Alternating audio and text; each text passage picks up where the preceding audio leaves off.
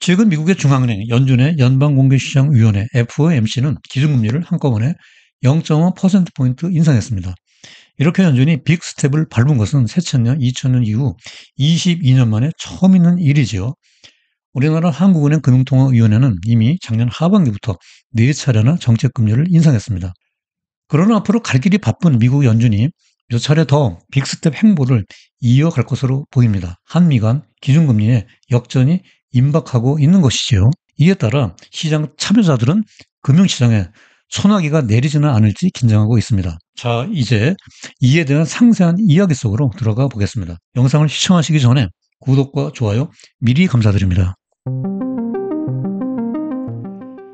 안녕하세요. 포커스 잉글톡의 오버 박사입니다. 오늘은 인플레이션 저승사자라고 불리는 미국 연준 전 의장 폴 볼커의 이야기로부터 시작해 보겠습니다. 볼커는 사망하기 1년 전에 이 회고록을 발간했는데요. 그는 여기서 중앙은행이 수행하는 통화정책에 입문한 사람들에게 오늘 1달러로 살 수 있는 만큼을 내일도 살 수 있다는 믿음을 주는 것이라고 했습니다. 여기서 오늘 1달러의 가치를 내일도 유지하는 것이란 무엇일까요? 그것은 바로 1달러로 살 수 있는 돈의 가치, 즉 돈의 구매력을 일정하게 유지하는 것, 다른 말로 인플레이션을 제로로 만든다는 의미죠. 역시 인플레이션 파이터로 불리는 볼커다운 명언입니다. 하지만 요즘 미국의 인플레이션은 정말 장난이 아닙니다. 40년 이래로 높은 인플레이션의 고공행진이 계속되고 있습니다. 지난달에는 전년 동기 대비 8.3%로 소폭으로 꺾이기는 했으나 미국의 인플레이션은 당분간 여전히 뜨겁게 달아오를 것으로 보입니다. 인플레이션 저격수 볼커가 이 사실을 알았다면 무덤이 꺼지도록 한탄할 일이겠지요. 한국도 인플레이션이 5% 육박하고 있어서 점심 한 끼 외식할 정도가 두려울 정도로 물가가 만만치 않습니다. 코로나 대유행 발발 당시 각국은 기준금리를 바닥까지 끌어내렸다가 작년 하반기부터 다시 올리기 시작했습니다. 한국은행은 선제적으로 지금까지 4번의 정책금리를 인상해서 현재 1.5%입니다. 미국은 지난 5월 4일에서야 뒤늦게 연방기금 금리를 빅스텝으로 0.5%포인트 인상하여 상한금리가 1%가 되었습니다. 따라서 양국 간 기준금리 차이는 0.5%포인트까지 좁혀졌습니다. 여기서 보는 바와 같이 금년 중 한국과 미국 중앙은행의 기준금리 인상 결정 회의는 각각 5번씩 남아 있습니다.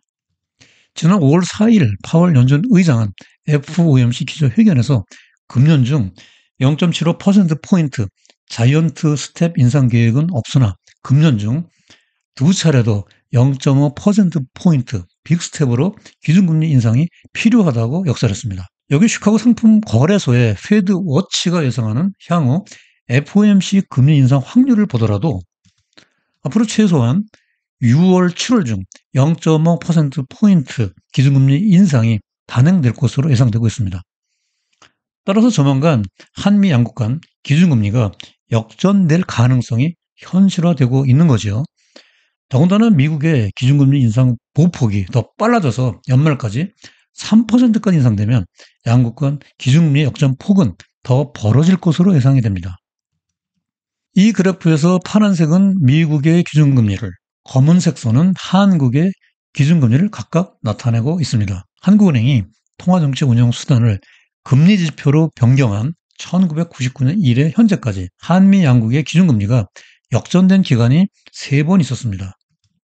1999년 6월부터 2001년 3월까지, 그리고 2005년 8월부터 2007년 9월까지, 그리고 2018년 3월부터 2020년 2월까지입니다.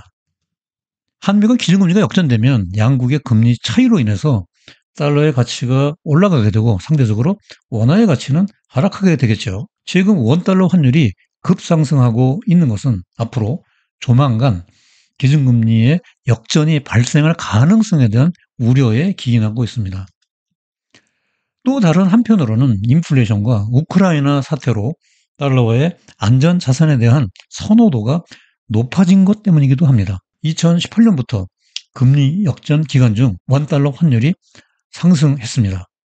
하지만 1999년과 2005년 역전 기간 중에는 하락했습니다. 이렇게 경제와 시장 여건에 따라서 금리와 환율이 서로 다른 방향으로 움직이기도 합니다. 여기서 보는 것처럼 국제신용평가기관인 무디스가 한국의 가계부채는 주요국 중 최고 수준이고 재정 적자도 늘어나고 있다고 경고하고 있습니다. 양국 간 기준금리 역전의 부작용을 줄이기 위해서 한국은행이 연준의 빅스텝 행보에 맞춰 정책 금리를 올려 보조를 맞추는 것도 녹록치 않습니다. 가계부채가 이미 GDP의 106%가 넘어서고 있기 때문입니다. 최근 2년간 코로나 극복을 위한 개인 사업자 대출이 크게 늘어난 것도 금리 인상에 커다란 부담 요인으로 작용하고 있습니다. 실제로 최근 금융기관 통계에 따르면 자영업자 대출의 연체 비율이 올라가고 있습니다. 한미 간 기준금리 역전되었을 때 가장 우려되는 것 중에 하나가 외국 자본 이탈이 가속화될 수 있다는 것에 대한 우려입니다. 그러나 LG경영연구원이 발표한 한 보고서에 따르면 미국보다 기준금리가 낮아졌던 국가들의 사례 26개 케이스를 분석한 결과 외국인 자금이 유출된 경우는 단 2번에 불과했습니다. 미국보다 낮은 정책금리 수준이 반드시 외국인 자금의 대규모 유출로 이어지지 않는다는 의미입니다. 여기서 보는 바와 마찬가지로 과거 금리 역전 기간 중 외국인들이 주식 자금을 빼서 일부 나가기도 했지만 채권 자금은 오히려 유입돼서 주식과 채권 자금을 합친 총 외화 자금은 전체적으로 순유입되었습니다. 여기 OECD 경기 선행지수 그래프로 경기순환 4단계를 알아보겠습니다. 글로벌 금융위기 이후 경기순환 국면을 예로 설명해 보겠습니다. 기준선 100을 상회하면서 올라가고 있으면 확장 국면이라고 하고요. 내려가고 있으면 하강 국면입니다. 반대로 기준선 100을 하회하면서 내려가고 있으면 수축 국면, 올라가고 있으면 회복 국면으로 평가합니다. 그러면 현 상태는 어디에 해당될까요? 여기 그래프에서 보듯이 기준선 100을 하회하면서 떨어지고 있습니다. 이것은 앞으로 6 내지 9개월 후 경기 수축 국면이 올 수 있다는 신호로 해석될 수 있습니다. 이 표는 지난 1년간 월별 수출입 동향입니다. 작년에 8개월 동안 연속으로 흑자를 기록했으나 금년 1월에는 무려 50억 달러에 가까운 큰 폭의 적자를 기록했습니다. 원자재 가격 상승에다가 우크라이나 사태로 유가가 급등해서 수입이 증가하긴 했지만 수출 의존도가 높은 우리나라의 경제에 적신호임에는 틀림없습니다. 수입 단가 상승으로 국내 물가가 오르고 수출 감소가 경기 침체로 이어질 수 있기 때문입니다. 이에 따라 한국 경제의 스태그플레이션에 대한 우려의 목소리가 높아지고 있습니다. 금리, 물가, 환율 등 3가지 변수가 동시에 오르는 이른바 3고 현상이 나타날 수도 있기 때문입니다. 이에 따라 국제통화기금 IMF는 한국 경제의 금년 중 경제성장 목표치를 2.5%로 낮추고 경기 둔화와 물가 상승의 진퇴양난에 빠질 수 있다고 경고하고 있습니다. 이 그래프는 과거 한미 간 기준금리 역전 기간 중 우리나라 주식시장 대표 지수인 코스피 종합의 추이를 보여주고 있습니다. 제1 구간인 99년 6월, 2001년 3월 기간 중에는 마이너스 69% 하락, 제2 구간 2005년 8월부터 2007년 9월까지는 79.7% 상승, 제3 구간 2018년 3월부터 2020년 2월까지 기간 중에는 마이너스 18% 하락했습니다. 한미가 기준금리 역전의 악재 속에서도 이 구간에서는 세계의 공장 중국이라는 특수 호황에다 조선 자본재 등의 주도주들이 증시를 선도하여 큰 폭의 상승세를 보였습니다. 지금까지 살펴본 내용을 바탕으로 주요 경제 변수의 방향성을 정리해 보겠습니다. 제1 구간에서 경기 지표가 빠져 있고요. 2, 3 구간에서는 모든 데이터들이 비교 가능합니다. 앞에서 보았듯이 2005년 8월부터 2007년 9월 이 구간에서 OECD 경기 선행 지수는 경기 확장 국면을 보여주었습니다. 원화 가치가 상승하여 환율은 하락했고 코스피는 상승했습니다. 그러나 2018년 3월부터 2020년 2월 제3 구간은 제2 구간과 정반대의 모습을 보여주고 있습니다. OECD 경기 선행 지수는 경기 수축 국면을 보여주고 있고요. 원화 가치 하락으로 환율은 상승, 코스피는 하락했습니다. 이것은 현재 2022년 금년 상황과 매우 흡사합니다. 여기에다 최근 IMF가 경고하고 있듯이 경기가 악화되고 인플레이션 압력이 높아지면 한국 경제의 스태그플레이션 현상이 나타날 우려가 높습니다. 따라서 앞으로 OECD 경기 선행 지수의 방향성을 세밀하게 살펴보며 시장의 움직임에 대응해 나가야 할 것으로 보입니다. 경기의 반전 없이 수축 국면에 진입하는 구간에서 한미 간 기준 금리가 역전되면 환율이 더 오르게 되고 외국인 자금 수급은 더 악화되며 주식시장이 하락하는 등 금융시장의 악순환에 소나기가 내릴 수 있기 때문입니다. 자, 이제 오늘 영상의 요점과 시사점을 정리해드리는 포커스 포인트 코너입니다.